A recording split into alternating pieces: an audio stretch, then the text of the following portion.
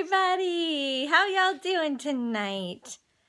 Hey, I am hanging out with my daughter Brooke. Hi, Renee. Hey, thanks for joining me, you guys. So, for those of you who don't know me, I'm Trina Titus Lozano, and I'm a counselor and ordained Christian minister. And I'm talking to you this week about dating relationships. So, I'm specifically targeting all of my single Periscopers and my single friends, and those of you who know singles can pass on valuable information to them. I got kind of carried away today, so my 12 o'clock Periscope is super long, way longer than usual. But tonight won't be that long at all. It's just kind of quick. So, really good to see y'all on here tonight. So great to see you. Hey, hey, hey. Hi, Amanda. Hey, Mac. How's everyone going?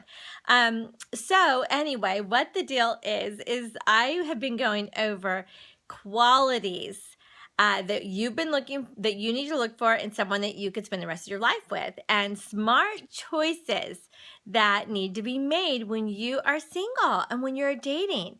So here's the thing. Number one, you've got to be very smart when you choose what kind of a person you are, if you are really dateable and if you are really marriage material. So you choose your identity and you be somebody amazing so that you'll be a match with somebody amazing.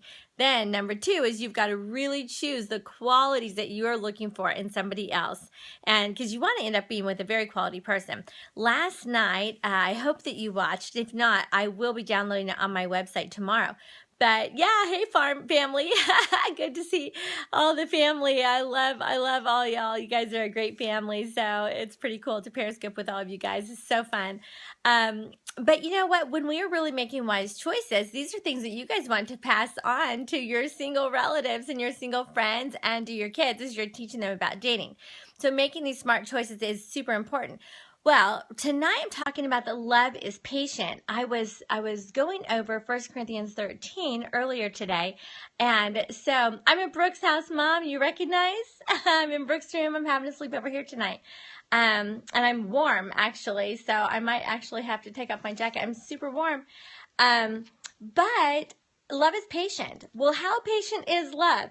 Because I know that those of you who are dating, as you're in this dating process, you know, some of you, year after year after year, you're getting older and older and older, and you start to panic and think, I don't want to be single forever. You need to hurry up and get married. But y'all, being patient is a really good thing. And just being really, really cautious and really wise, making sure that you're really choosing wisely.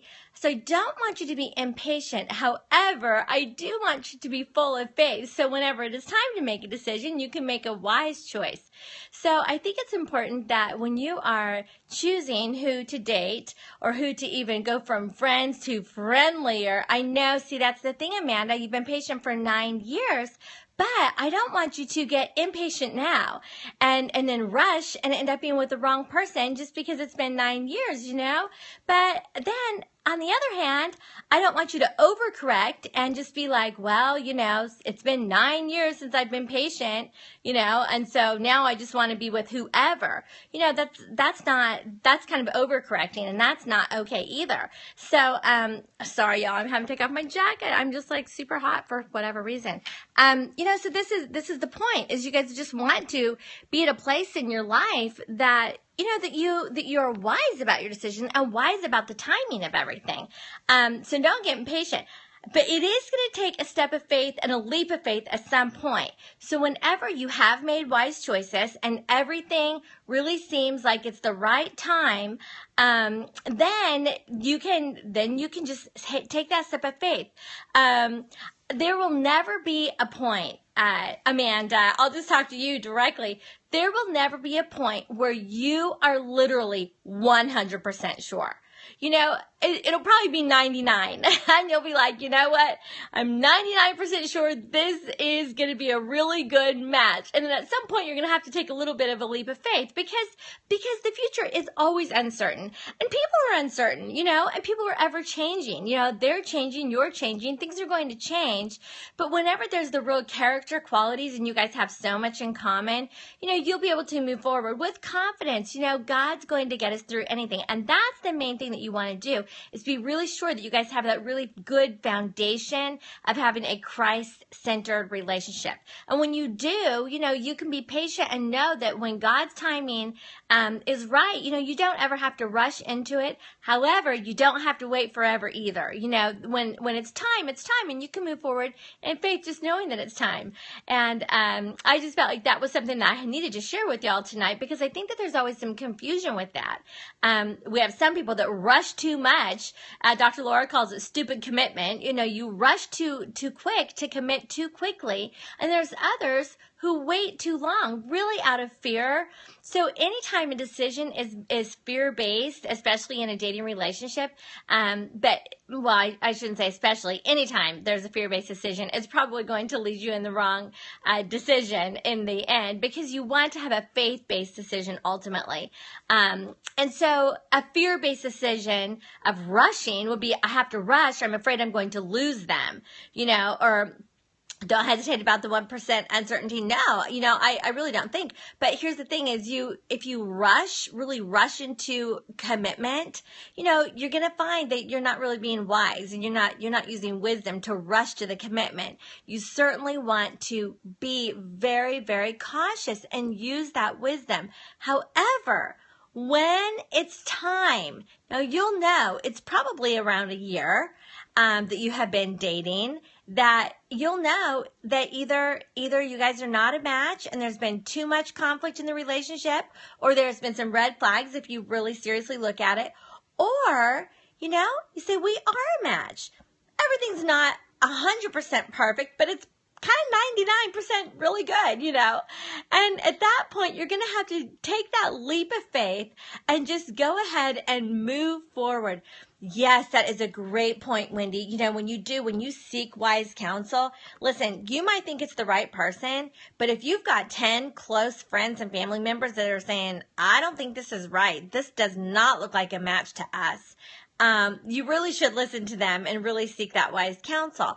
Not that they are the decision makers of your life. However, they'll see things that you don't see. So that's really good advice, Wendy, because they'll see things that you don't see, and they'll see maybe red flags that you don't see.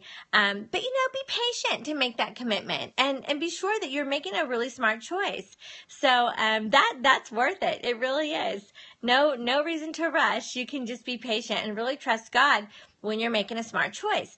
Now, for those of you that already have children, I always recommend that you are very patient, and that if it's not your first marriage, that you wait till your children grow up. Every marriage doesn't last. Every marriage can't be fixed. There's some of you that have been victims of divorce where your husband or your wife has left you and you couldn't do anything about that. And when that is a situation, or even other types of situations, if you are single with children, you want to wait. Best case scenario is for you to wait until those kids are grown up. And when they are, then you can be free to then date again. That is the best case scenario. It is best, it is first choice, and what I most highly recommend, to really be patient in your romantic life so that you can really focus on raising those kids.